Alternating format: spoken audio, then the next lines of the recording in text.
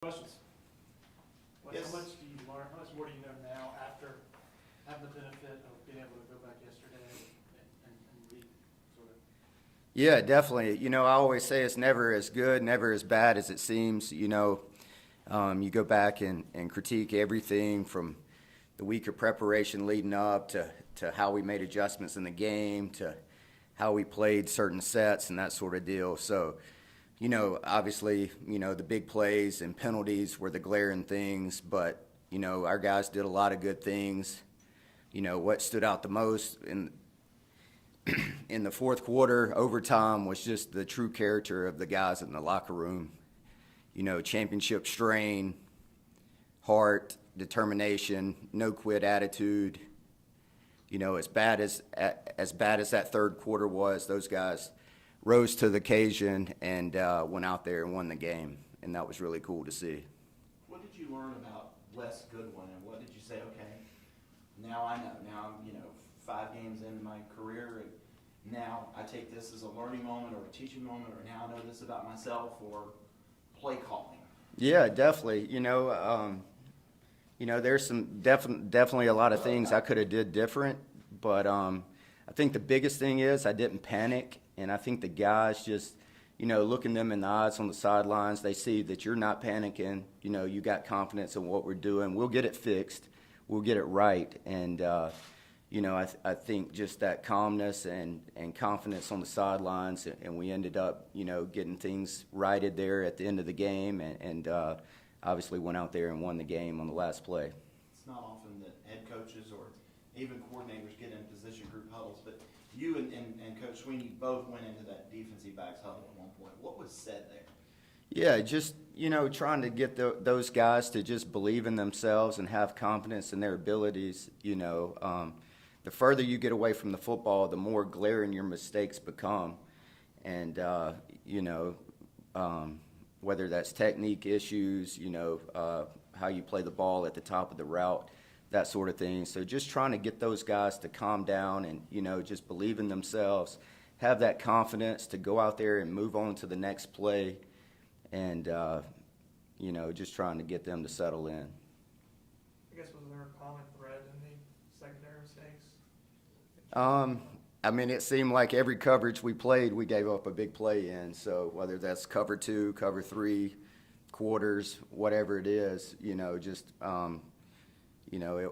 was one out of each, it seemed like. So just great teaching moments with guys. I think we have their attention. They want to learn, want to get better. And, this week's going to be huge for them to come out and starts this afternoon, put this game to bed. None of those points carry over to this week, so we start back at 0 going into Saturday. So a new opportunity to go do it again. Sometimes we think about that mesh affecting the defensive line or the linebackers, but it'll look, just watching it at times, like the defensive backs or the corners, we're peeking a little too long and then somebody would be by them. Yeah. Did you see that? Yeah, a little bit. There's some eyes in the backfield, no doubt. Credit to those guys. They had a lot of 6-year guys, a lot of experience, and we knew the challenge going in. Their receivers are older, veteran group of guys, and knew how to play. And Sam Hartman's as accurate of a quarterback as we'll face all year. Some of those throws were just right there on the money. The touchdown pass to Trenton, the Toriano back shoulder fade, those are big-time throws. And, credit to them for making plays, and hats off to them. So now you get another guy that's been around for seemingly forever who's accurate. Yeah, Got definitely. Some receivers that can go get it. Yeah, for sure. So we knew going into this season, this little stretch right here, would be a good test for our defense, and a huge opportunity to get back in the valley and right things. Wes, how do you rate your defensive line play so far? Yeah, I'm not going to put a grade on it. Right. There's some things we could do better, no doubt. Kind of had some banged up guys, so the rust definitely showed on those guys, and hopefully we could get XT back. TD and Brian coming back last game as well. Hopefully we can get some continuity in that group. Rooks had wrap on his hand, and those younger guys, Peyton Page and Capehart, and just learning to play the game and stuff. So hopefully we can start to get the chemistry and continuity going up front and really start to dominate the line of scrimmage like we're more than capable of. What's been your assessment of Miles' play in particular, and was there any particular reason that Nashville got to start over him over the weekend?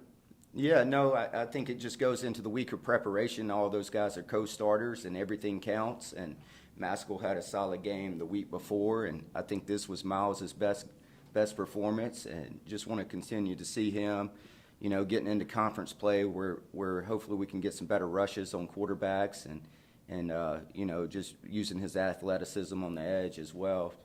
I definitely think he took a step forward this past game. I know you talked about this a little bit after the game, but how much of the lack of pressure, how much do you contribute that to the quick passing game of other teams, and how much is that just maybe you guys not being where you want to be?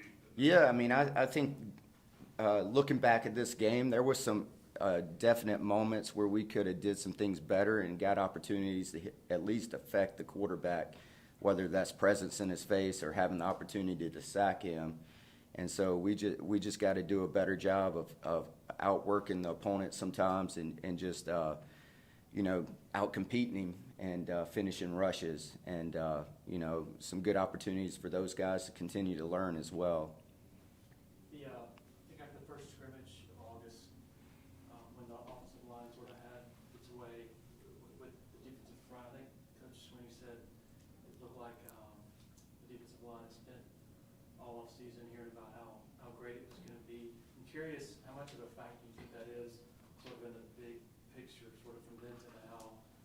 Has that been an issue, you think, sort of? I mean, I don't see that being an issue at all. I mean, credit to our offensive line getting better. I think they just had better energy on that day and came out and attacked the day, and maybe had a little better mindset. But I don't think that's having an effect on where we are right now at this moment.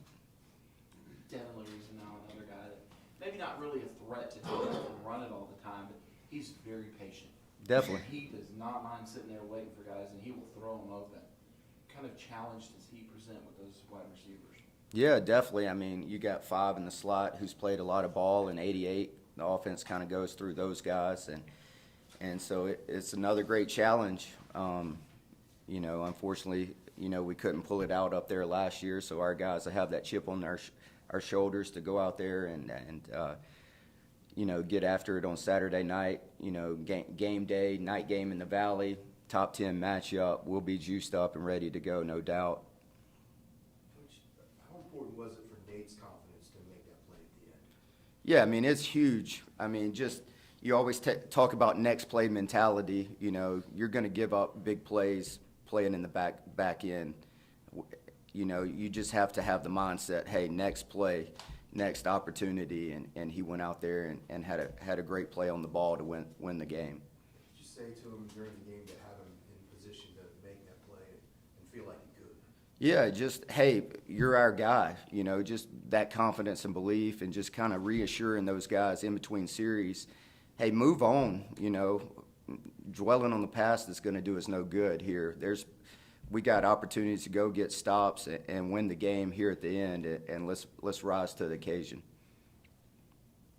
As far as when you're having some mistakes in the secondary, obviously you want to be aggressive and blitz and do things like that, but do you have to reevaluate how much you blitz, or do you feel like it's emblematic of what you're trying to do, so you're still have to bring pressure regardless if you have some issues? Yeah, most definitely. There's definitely a couple calls where, hey, I shouldn't have pressured here. I should have just played cover 2 or whatever base coverage you wanted to play. So, it's definitely, sometimes you call a blitz and you're busted all over and you get a sack. It's just give and take sometimes. And you can always go back and second guess yourself. But you call the defense, call the play with the utmost belief in that moment that that's the best thing to do. And you just, sometimes you have to live with those consequences. I guess, do you feel like you can be as aggressive moving forward with the way the secondary's playing, or? I think week to week we'll evaluate those opportunities and see how we attack opponent offenses going forward. Wes, how did Tyler come out of the game? I mean, it was really cool to see him get back out there, and, you know, there's definitely some things he can improve upon and was rusty. But, man, his heart and just determination just really stood out. There was a couple times where he was not going to be out-competed, and he went and, you know, just made plays after plays. And we all know the type of character that he displays, and, I mean, it was really cool to see him go out there and have success. I know during his career, injuries kind of have lingered at times. Is he feeling good and ready to go this week? Yeah, as far as I know, he'll be juiced up, no doubt. Obviously not the mesh this week, but to me, sometimes I call them, well, we'll route you. Yeah, Kind definitely. of in the high game, they'll run wide receivers out of it, the slot guy, the running back, type, whoever. So, again, what kind of challenge do they present offensively with that? They run guys in motion. Yeah, maybe definitely. Defend sideline to sideline. For sure, you have to communicate and adjust to all their issues and problems they give you. But, you know, veteran group offensive linemen, 4 out of 5, I believe, starters returning. I think their running backs are really, really good. Probably the best group that we'll see have seen up to this point. They run really, really hard and downhill and have great vision. And that'll be a huge challenge in itself. And then obviously, you know, Leary played a lot of ball and the challenges he presents. And then 5 and 88 are really, really talented receivers who will be a huge, huge challenge on the back seven. How positive a sign was it to see from this team that, like, hey, it's an overtime game against a top 25 team, and how positive a sign was it that every time you guys got punched in the mouth to keep coming back? Yeah, definitely. I mean, that's the character of our team, and the guys in our locker room. They're not going to give up. You know, they're going to fight till the end and lay it all on the line. It may not be perfect, but you're going to get 100% of themselves, and they're going to go out there and compete and lay it on the line. Any questions for Coach from Zoom? Hey Wes, this is Will. Was curious, were you guys a little surprised by the effectiveness of their running backs in pass protection and the way they kind of messed up a lot of what you were trying to do with the pressures? Yeah, I mean, I think they did a great job of, you know, picking our pressures up at times, and, you know, credit to them going in. I thought they max pro'd us a little more than we expected going in, but, you know, we got to win the one-on-ones. You know, we bring in pressure. Somebody's got to win a one-on-one matchup. Anybody Wes, else? this is Matt. Just looking at NC State's offense, what do you feel like the keys are to slowing them down? Yeah, definitely. I mean, it's going to come down to controlling the line of scrimmage and eliminating the run game, as it always does, make teams be one-dimensional. You know, so we still got to control the line of scrimmage and, you know, eliminate the effectiveness of their running backs, and then obviously eliminating the big plays downfield. You know, that's been the theme of the year, you know, the 20-yard, 20, 30-yard chunk plays in the passing game. And then we got to do a better job of being efficient on first and second down and get them into third and long passing situations where we can have the opportunity to get off the field.